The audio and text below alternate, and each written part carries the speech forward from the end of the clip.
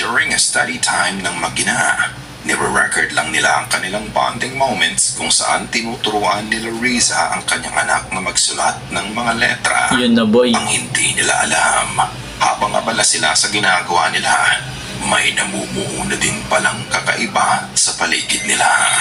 Uy. Katakot niyan, boy, sa loob pa ng bahay nyo. Step S, step 3, step. Look like a building. Yeah. Looks like a mountain. Ay, Yeah. para usok, boy. mountain and it's still trying on like a car mountain. Sa likod nilang dalawa, Ano kaya yun? Pero, bigla na lang lumabas ang malaking pwede tunog na namang parang may usok. something na nagkakos ng Ito ay usok. nanatiling visible sa camera sa loob ng mahigit 5 segundo bago ito tuluyang nawala. Kahit na may nakatutok na Sa mga mist boy, sa akin, medyo siguro kung magiging convincing lang siya sa akin kung yung mismong mist, nagkukorting mukha, nagkukorting tao. Pero sa yung mga ganito kasi, pwede naman may something lang din siguro nagkakos ng ano may eh, di ba? tinuturo sa kanila ay makikita mong Mali mo, bakas di lang panig nila ng napansin. ng usok na to na dapat sana ay hinangin na papunta sa kanila. Ayon kay Larissa, nakipaglibing sila ng anak niya nung umaga bago mangyari to. May kinalaman nga kaya ito sa nangyari?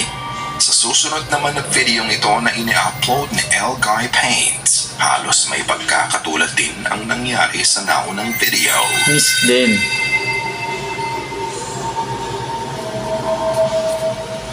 Eto, saan naman galing to? Huwag lang yung magkakorting mukha ba? Yung ano? Parang ano?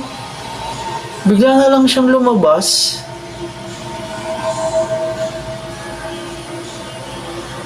Gagi.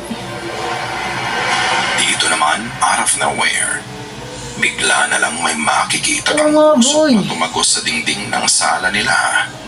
Sa simula ay manipis pa ang usok, pero hindi nagtagal. Ano kayang entity to, no? Ito ay kumapal na din. At one Ito point, kasi kung galing kusina. makikita mo pa nga ang pagkakabuo ng mukha ng Ayun. isang babae. Ayan yung at sinasabi ko. ang bungo mula sa usok. Ayan, yun yung sinasabi Ayon sa ko. poster, walang naninigarilyo at walang nagluluto nung oras na yan na maaaring maglikha. Yan ang sinasabi ko ba yun, nakakatakot.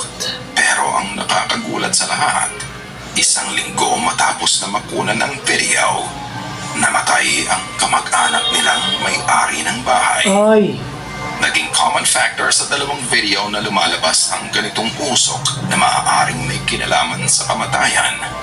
Ang unang video